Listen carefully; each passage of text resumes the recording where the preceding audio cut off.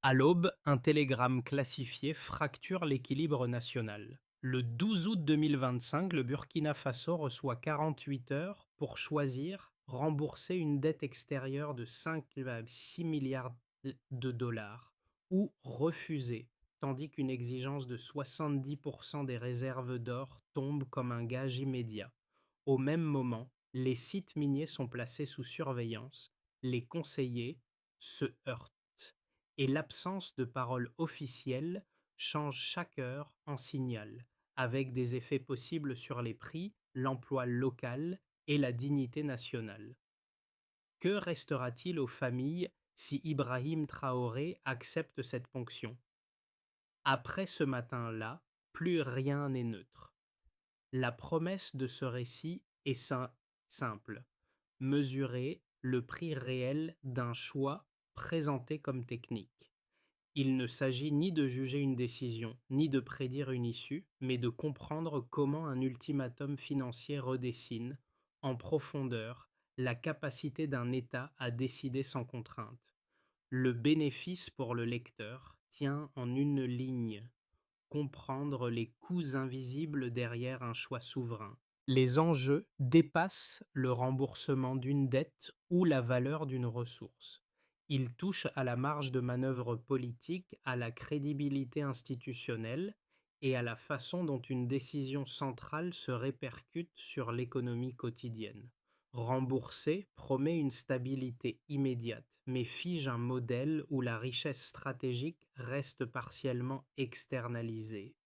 Refuser affirme un principe tout en exposant le pays à des représailles économiques difficiles à anticiper.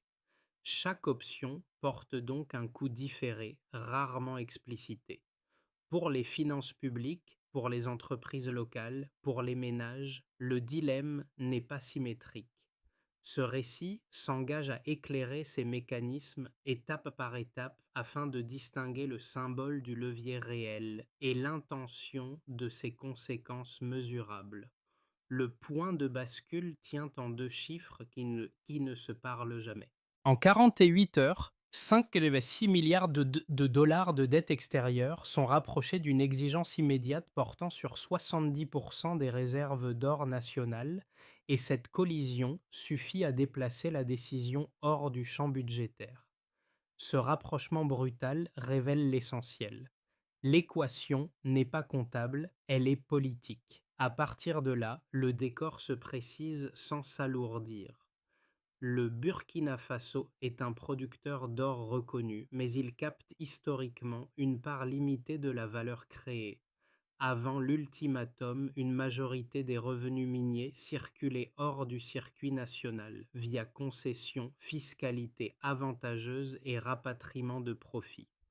En parallèle, la dette s'est accumulée comme une constante structurelle, indépendante des volumes extraits et des cycles de prix. Les deux trajectoires ont évolué côte à côte sans jamais se corriger. Ce désalignement installe une dépendance circulaire. Les ressources financent partiellement l'État. L'État emprunte pour combler l'écart. Les créanciers transforment ensuite cette dépendance en levier de négociation. Le télégramme du 12 août n'invente rien. Il accélère un mécanisme ancien et le rend visible, compressé dans le temps. La contrainte cesse d'être diffuse, elle devient un ultimatum. Dans ce cadre, accepter ou refuser ne sont pas des options symétriques. Accepter stabilise à court terme, mais entérine un modèle où la ressource stratégique reste négociable sous pression. Refuser ouvre une zone d'incertitude avec des coûts immédiats, mais introduit une rupture dans la logique de dépendance. Le choix n'oppose pas prudence et témérité, il oppose continuité et reconfiguration. C'est ici que la lecture se renverse. Ce n'est pas l'or qui garantit la dette, c'est la dette qui redéfinit la valeur politique de l'or. À cet instant, Ibrahim Traoré comprend que le test porte moins sur un calendrier que sur une frontière. Jusqu'où un État accepte-t-il de lier sa survie financière à la cession de son principal levier stratégique? Dans la salle de réunion, les chiffres cessent d'être abstraits. lorsqu'il passe par des voies humaines. Autour de la table, les avis ne s'alignent pas. Ils se succèdent, chacun révélant une temporalité différente. Un économiste méthodique défend une option intermédiaire, céder une part lourde limitée des ressources pour obtenir un allègement immédiat, gagner du temps, préserver les circuits financiers existants. Son raisonnement est linéaire, rassurant, fondé sur la continuité et la réduction du risque à court terme. À l'opposé, une jeune juriste ouvre un dossier rarement activé. Elle évoque la possibilité de réviser certaines clauses minières prévues par les textes, mais jamais mises en œuvre. Le terrain est juridiquement incertain, plus lent, exposé au contentieux. Pourtant, il introduit une variable nouvelle, la capacité de l'État à reprendre l'initiative sans rompre formellement avec ses partenaires. Ce n'est pas une solution rapide, c'est un pari sur la durée et la crédibilité institutionnelle.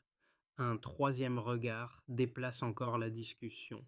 Issu du secteur sécuritaire, il ne parle ni de dette ni de contrat, mais de site, d'accès et de perception. Toute décision, rappelle-t-il, aura un effet immédiat sur le terrain. Rumeurs, mouvements, signaux faibles. La souveraineté commence par la maîtrise physique des lieux stratégiques avant même toute annonce publique. Ces échanges produisent un impact précoce souvent négligé. Avant que l'économie ne réagisse, l'appareil d'État se met sous tension, teste sa coordination, mesure sa cohésion. Les administrations ajustent leurs priorités. Les services anticipent des scénarios sans visibilité totale. La décision façonne l'État avant de façonner les marchés. Et c'est précisément là que l'on comprend d'une chose essentielle. Avant même que l'économie ne réagisse, l'État se révèle. Avant l'ultimatum, la routine dominait. Les sites aurifères fonctionnaient sous les contrats existants, les flux suivaient leurs canaux habituels et la dette restait une ligne abstraite dans des rapports périodiques. Puis vient le télégramme du 12 août. En quelques heures, le temps se contracte. L'État bascule en mode crise et chaque décision, même silencieuse, devient un signal interprété. Le déclencheur est discret. À l'aube, un ordre circule sans annonce publique. Sécuriser les zones minières stratégiques. Des unités sont déployées avec des consignes précises et limitées. Il ne s'agit pas d'une démonstration de force, mais d'un contrôle. Les accès sont filtrés, les mouvements observés, les périmètres clarifiés. La décision finale n'est pas rendue, mais l'appareil d'État se prépare à en absorber les conséquences. Sous l'autorité d'Ibrahim Traoré, la priorité est opérationnelle avant d'être narrative. Le pic de tension arrive avec l'image. Un cliché pris par drone montre une installation aurifère désormais sous contrôle militaire. Aucun commentaire officiel ne l'accompagne. Le message, pourtant, est limpide. Il marque un avant et un après. La crise quitte les cercles fermés et entre dans l'espace public régional. Montrer sans expliquer devient une stratégie. Le geste ne dit pas refus ou c'est acceptation. Il affirme une capacité. Les répliques s'enchaînent. Sur les marchés, les acteurs ajustent leurs anticipations. Certaines entreprises minières suspendent des opérations non essentielles dans l'attente de clarification. Les partenaires étrangers sollicitent des échanges diplomatiques, cherchant à interpréter un signal plus qu'une décision écrite. L'absence de parole officielle entretient l'incertitude qui devient un acteur à part entière de la séquence. À Ouagadougou, les réunions se succèdent. Les conseillers réévaluent leur position à mesure que les informations remontent du terrain. Les radios locales relaient des rumeurs, amplifiées par le silence institutionnel. Nationalisation imminente, représailles financières, gel de projets. rien n'est confirmé, tout circule. Cette cacophonie teste la résilience administrative. Chaque ministère agit dans son périmètre, sans visibilité totale, en anticipant des ruptures d'approvisionnement ou des retards de financement. Sur le plan interne, l'effet est immédiat. Les administrations locales renforcent leur coordination autour des infrastructures critiques. Les forces de sécurité ajustent leurs priorités. Les équipes économiques élaborent des scénarios de continuité, conscients que la fenêtre de 48 heures impose des choix rapides et réversibles. La décision agit avant d'être annoncée. Dans la rue, les perceptions divergent. Certains commerçants redoutent une instabilité prolongée. D'autres voient dans ces gestes une reprise de contrôle longtemps attendue. Les conversations changent de registre. On ne parle plus seulement de prix ou d'emploi, mais de dignité et de marge de manœuvre. Le récit national commence à se transformer, sans communiqué fondateur. Ce qui frappe dans cette séquence, c'est la vitesse. En moins de 24 heures, une exigence technique produit une reconfiguration opérationnelle, politique et symbolique. L'événement n'est pas clos, mais ses ondes se propagent déjà. À ce stade, une chose est claire. Le choix n'attend plus, il agit. Avant l'intervention de l'État, l'or burkinabé suivait le marché mondial sans influencer directement la politique nationale. Après la sécurisation des sites, il devient un indicateur avancé de souveraineté, lisible à travers quelques variations chiffrées. Cette bascule permet de comprendre la crise autrement que par les discours. Premier repère. Le cours de l'or progresse de 3,7% en 24 heures après la diffusion des images montrant la reprise du contrôle des installations. Autrement dit, le marché anticipe une raréfaction temporaire liée à une production perçue comme moins fluide. Ce mouvement n'est pas une réaction émotionnelle. Il traduit une lecture rationnelle du risque d'offre lorsque l'incertitude politique touche directement l'extraction. Pour le Burkina Faso, le signal est double. Il révèle une capacité à influencer la chaîne de valeur, mais expose aussi le pays à une attention accrue des acteurs financiers internationaux. Deuxième repère, le risque de contraction du produit d'intérieur brut est estimé à 3,2% en cas de rupture prolongée avec les créanciers. Autrement dit, la suspension ou la réduction des financements externes pèserait sur l'investissement, les importations et certains projets publics essentiels. Cette estimation ne décrit pas un effondrement généralisé. Elle agit comme une borne inférieure du coût économique immédiat, concentrée sur les secteurs dépendants des flux internationaux. Elle rappelle que la souveraineté a un prix mesurable, surtout à court terme, et que ce prix se répartit de manière inégale dans l'économie. Troisième repère, les recettes fiscales augmentent de 6% au premier trimestre suivant la reprise du contrôle des sites. Autrement dit, la réorientation des flux internes améliore la captation nationale des revenus miniers. Ce delta apparaît souvent en décalage avec les risques annoncés, car il se manifeste rapidement, sans attendre une renégociation globale des contrats. Il ne compense pas toutes les menaces, mais il indique une capacité d'absorption interne. L'État récupère une part de ce qui lui échappait, et cette marge nouvelle modifie les arbitrages budgétaires immédiats. Pris isolément, ces chiffres peuvent sembler contradictoires. Ensemble, ils dessinent une trajectoire cohérente. Le marché mondial réagit à la contrainte, l'économie nationale encaisse un choc potentiel, et les finances publiques gagnent en latitude. La décision ne supprime pas la dépendance financière, mais elle en reconfigure les termes. Elle transforme une contrainte diffuse en tension mesurable. Pour Ibrahim Traoré, ces données ne constituent ni un verdict, ni une justification morale. Elles servent de boussole opérationnelle. Elles fixent des limites, révèlent des marges et rendent visibles des coûts souvent masqués par des discours abstraits. La souveraineté ne se lie pas dans un seul indicateur. Elle se mesure dans l'équilibre instable entre pertes immédiates et capacités retrouvées. À ce stade, les chiffres ne disent pas si la stratégie réussira.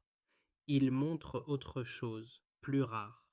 Un État accepte de rendre visibles les coûts pour tester ses leviers réels. Cette exposition volontaire distingue un geste symbolique d'un tournant structurel. La question reste ouverte. Ces deltas annoncent-ils un pic transitoire ou le début d'un nouvel équilibre? Le débat autour de la décision se structure rapidement en deux thèses solides, chacune appuyée sur une logique cohérente. Les ignorer affaiblirait l'analyse. Les confronter permet de mesurer ce qui est réellement en jeu. La première thèse, dite pragmatique, insiste sur le risque d'isolement financier.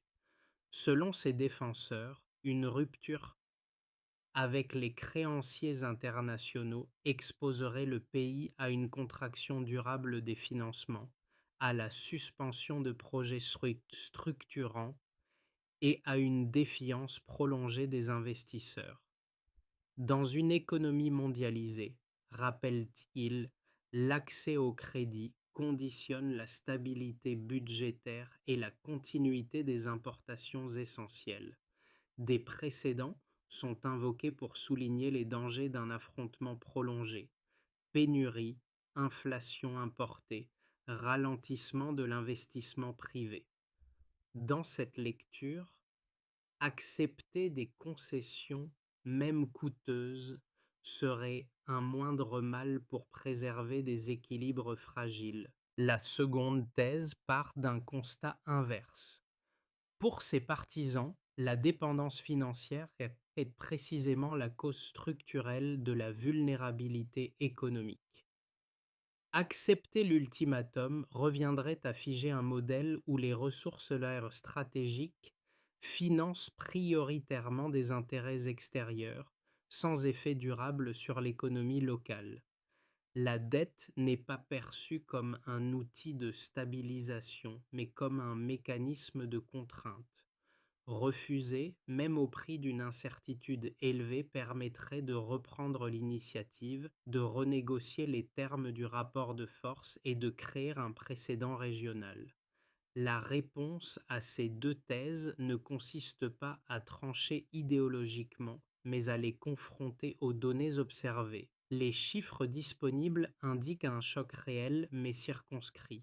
Le risque de contraction économique existe, concentré sur les canaux dépendants des flux externes. En parallèle, l'augmentation rapide des recettes fiscales et la reprise du contrôle opérationnel sur les sites miniers révèlent une capacité d'ajustement interne souvent sous-estimée. La réalité ne valide ni l'effondrement annoncé, ni la souveraineté instantanée promise. Ce face-à-face met au jour une zone intermédiaire. La décision ne supprime pas la dépendance, elle en modifie les termes. Elle transforme une contrainte subie en rapport de force explicite. Le débat cesse alors d'être abstrait pour devenir opérationnel. Quel coût accepter maintenant, pour quelle marge demain, et avec quel garde-fou? Et peu à peu, le symbole se transforme en acte. Au cœur de la séquence, ce basculement change la lecture de tout. Ce n'est ni un discours, ni un communiqué qui reconfigure la perception, mais une image diffusée sans commentaire.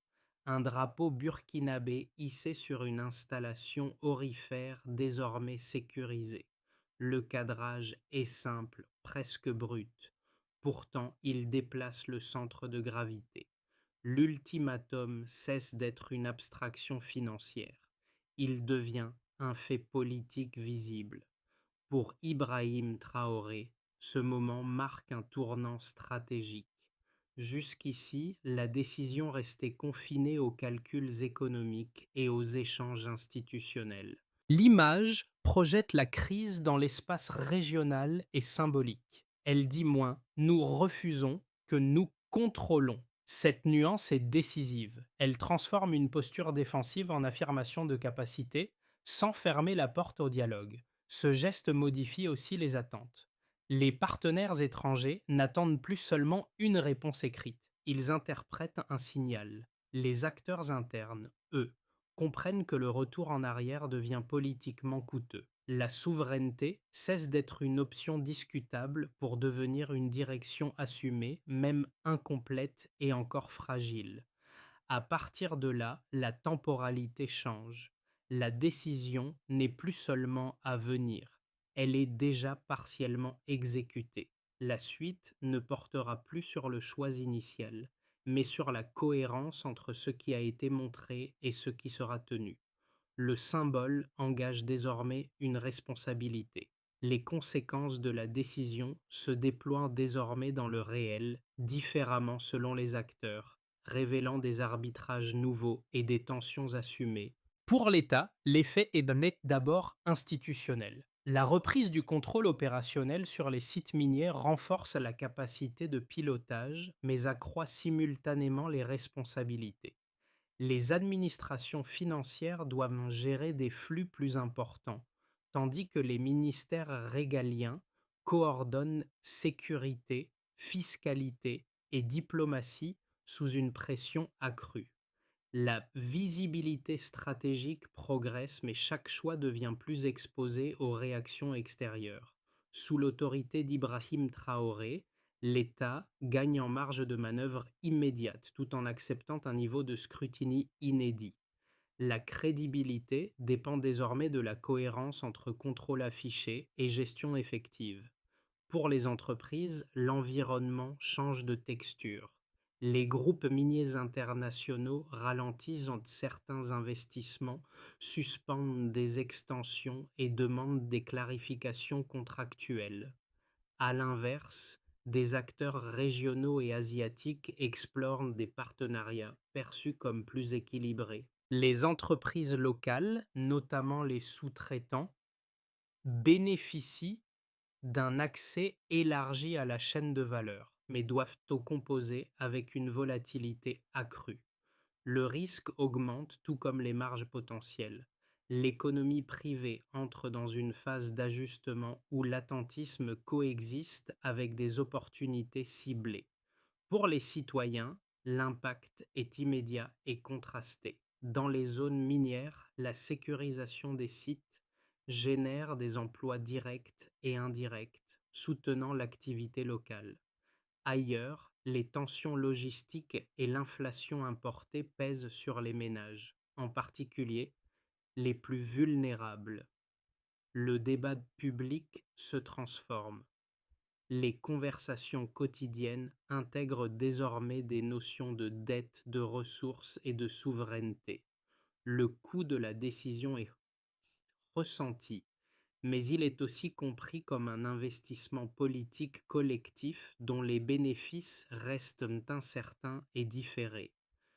Pour la région et les partenaires, la décision agit comme un signal structurant. Les dynamiques de coopération entre le Burkina Faso, le Mali et le Niger gagnent en cohérence, offrant un cadre de solidarité sécuritaire et économique.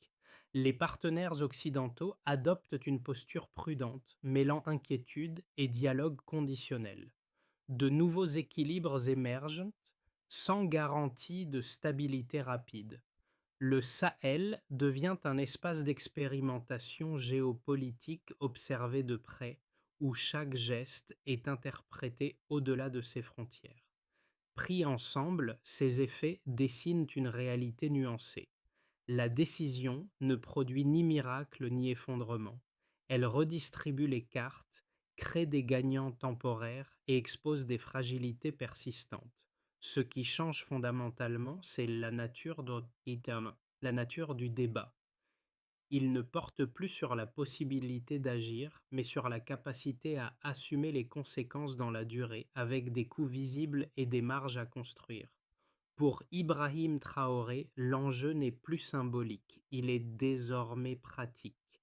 À l'horizon des 6 à 12 prochains mois, la trajectoire reste ouverte. Trois scénarios crédibles se dessinent, non comme des prédictions, mais comme des cadres de lecture permettant d'anticiper des enchaînements plausibles et leurs conditions de réussite. Dans un scénario de base, celui de l'ajustement sous contrainte, le pays maintient sa ligne tout en composant avec des pressions financières persistantes. Les échanges avec certains créanciers demeurent tendus, mais un dialogue minimal évite l'escalade. Les recettes issues d'une meilleure captation des flux miniers soutiennent l'action publique sans compenser entièrement la réduction des financements externes. L'économie progresse lentement, portée par des arbitrages serrés et une priorisation des dépenses essentielles. Si la coordination administrative tient et que la communication reste mesurée, alors la stabilité relative peut être préservée au prix d'une vigilance constante. Dans un scénario optimiste, celui de la reconfiguration progressive, la décision initiale déclenche un effet d'entraînement. Les coopérations régionales se densifient, sécurisant les échanges et certaines infrastructures critiques. De nouveaux partenariats, perçus comme plus équilibrés, émergent graduellement, permettant de lisser les chocs et d'améliorer la prévisibilité des recettes publiques. La confiance interne se renforce, favorisant l'investissement local. Si ces dynamiques s'installent sans rupture brutale avec l'extérieur, alors la trajectoire combine souveraineté accrue et insertion sélective dans l'économie mondiale. Dans un scénario pessimiste, celui de la crête étroite, les tensions s'aggravent. Les restrictions financières se durcissent, l'accès aux marchés internationaux se complique et l'investissement privé ralentit nettement. L'inflation pèse davantage sur les ménages, mettant à l'épreuve la cohésion sociale. La souveraineté est préservée sur le principe, mais au prix d'une gestion permanente de l'urgence. Si les amortisseurs sociaux ne suivent pas et que la lisibilité des décisions se dégrade, alors le coût politique et économique augmente rapidement. Ces scénarios partagent un point commun. Aucun ne permet l'immobilisme. La variable déterminante n'est pas la réaction extérieure, mais la capacité interne à apprendre, ajuster et prioriser. La recommandation de lecture est simple. Ne pas confondre trajectoire et verdict. Les prochains mois diront moins si la décision était juste que si elle a été suivie avec cohérence, constance et discipline. Au-delà des indicateurs macroéconomiques, la décision se traduit par des ajustements concrets dans la vie quotidienne. Elle touche des trajectoires individuelles, parfois discrètes mais révélatrices de la façon dont une orientation nationale redessine les priorités ordinaires. Pour les agents du secteur public, la période ouvre une zone d'incertitude mêlée de responsabilités accrues. Enseignants, soignants et personnels administratifs perçoivent le choix comme un signal politique fort, mais aussi comme une contrainte budgétaire potentielle. Les ressources sont comptées, les attentes élevées, la pression se déplace vers l'efficacité et la justification des dépenses. Le sentiment dominant n'est ni l'enthousiasme ni la crainte, mais une vigilance nouvelle face à l'usage de l'argent public et à la hiérarchisation des urgences. Pour les ménages, l'impact est plus immédiat. Les tensions logistiques et la hausse de certains prix pèsent sur le budget, en particulier dans les zones urbaines dépendantes des importations. Pourtant, un changement de discours apparaît. Les conversations ne se limitent plus aux difficultés du quotidien. Elles intègrent des notions de dépendance, de ressources et de choix collectifs. La décision est vécue comme un effort partagé, même si ses bénéfices restent lointains et incertains. L'acceptabilité sociale repose alors sur la lisibilité des priorités et la perception d'une répartition équitable des coûts. Pour les jeunes et les entrepreneurs locaux, La séquence agit comme un révélateur. Certains y voient une fenêtre d'opportunité dans un environnement moins dominé par des acteurs extérieurs. D'autres hésitent, conscients des risques et de la volatilité. L'envie d'initiative progresse, mais se heurte à des contraintes réelles de financement, d'accès au marché et de stabilité réglementaire. Ces groupes ne vivent pas la situation de la même manière. Ce qui les relie, en revanche, c'est un déplacement du rapport à l'avenir. L'incertitude n'est plus seulement subie, elle devient un paramètre avec lequel il faut composer au quotidien sans promesse excessive ni renoncement silencieux.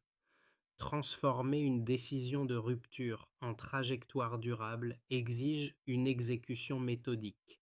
À ce stade, la feuille de route ne relève plus du symbole, mais de l'ingénierie politique, avec des étapes lisibles, des responsabilités claires et des critères de suivi. D'abord, il faut clarifier et sécuriser, sans délai. L'État consolide le contrôle des sites aurifères et lance des audits ciblés des contrats en vigueur. Les autorités minières et les finances publiques portent l'effort avec un appui juridique. Les périmètres sont sécurisés, les contrats cartographiés, les écarts identifiés. L'objectif est d'établir une base factuelle avant toute renégociation. Ensuite, il s'agit d'institutionnaliser le contrôle sur le court terme. Une structure de supervision indépendante est mise en place pour suivre les flux, limiter les fuites et publier des indicateurs réguliers. La supervision est interministérielle. La traçabilité des recettes, les délais de publication et la conformité servent de repères. L'objectif est de transformer un contrôle de fait en contrôle durable. Puis vient le temps de réallouer et d'amortir entre le court et le moyen terme. Les revenus additionnels sont fléchés vers des usages identifiables avec des mécanismes d'amortissement pour les populations exposées. Les ministères sociaux et économiques sont responsables. L'exécution budgétaire et la couverture des filets sociaux permettent de mesurer l'action. L'objectif est de contenir les coûts sociaux visibles. Enfin, il faut diversifier et négocier sur le moyen terme. La dépendance alors est réduite par des investissements ciblés et des partenariats régionaux, tandis que la négociation remplace l'ultimatum. La diplomatie économique prend le relais. La part des recettes non minières et les accords opérationnels deviennent des indicateurs. L'objectif est d'élargir l'assiette sans créer de nouvelles vulnérabilités. Sous l'impulsion d'Ibrahim Traoré, cette séquence répond à l'incertitude des scénarios évoqués précédemment. Si la cohérence tient, l'ajustement devient soutenable. Si elle faiblit, les coûts s'amplifient. La trajectoire ne promet pas un succès rapide, mais une capacité à mesurer, corriger et tenir. La question n'est plus l'intention, mais l'exécution lorsque la pression retombe. Le moment décisif ne se mesure pas toujours à l'instant du choix, mais à ce qu'il révèle durablement. Dans la salle de réunion évoquée plus tôt, les voix qui s'opposaient ont laissé une empreinte. Elles rappelaient qu'un État n'avance jamais d'un seul bloc, mais par arbitrage successif, souvent inconfortable, parfois contradictoire. Avec le recul, la décision portée par Ibrahim Traoré apparaît moins comme un geste isolé que comme un point d'alignement. Les arguments techniques, juridiques et sécuritaires entendus ce jour-là convergent désormais vers une même exigence: maintenir la cohérence entre le discours et l'action. La souveraineté ne se proclame pas, elle s'exerce au prix de tensions internes assumées et de compromis imparfaits. Chaque clause relue, chaque site sécurisé, chaque négociation engagée prolonge ce premier moment de doute collectif. Le symbole ne tient que s'il est suivi d'efforts concrets, répétés, parfois ingrats. C'est là que se joue la crédibilité, loin des images et des formules. Car choisir, c'est aussi accepter de porter les conséquences. Cette phrase, entendue à huis clos, résume l'état d'esprit. Elle ne promet ni victoire rapide ni reconnaissance immédiate. Elle affirme une direction exigeante et mesurée. Au-delà des chiffres et des scénarios, ce choix laisse une trace émotionnelle durable. Il rappelle que la dignité nationale se construit dans le temps par des décisions imparfaites mais assumées et par la capacité collective à tenir le cap lorsque la tension retombe. Cette séquence ne se clôt pas avec une réponse définitive, ni avec un verdict figé. Elle ouvre un espace de réflexion plus large sur la manière dont une société arbitre entre sécurité immédiate et autonomie future. Le cas du Burkina Faso n'est pas un modèle à reproduire, mais un prisme utile pour interroger les rapports entre ressources, dettes et pouvoir, au-delà d'un contexte national précis. Pour le lecteur, l'enjeu n'est pas de choisir un camp, mais de comprendre les mécanismes à l'œuvre. Comment une exigence financière devient-elle un test politique? À quel moment un symbole engage-t-il une responsabilité durable? Et surtout, comment d'évaluer une trajectoire avant d'en connaître les résultats à long terme? Ces questions dépassent un pays et une période. Elle concerne toute communauté confrontée à des décisions qui engagent l'avenir collectif, avec des coûts visibles et des bénéfices différés. Le débat gagne à rester informé, nuancé et ouvert, sans simplification excessive. Si ce récit vous a éclairé, prolongez la discussion, confrontez-le à d'autres analyses, partagez-le autour de vous. La compréhension collective est souvent le premier pas vers des choix plus lucides. Face à des décisions de cette ampleur, quels critères devraient, selon vous, primer avant tout?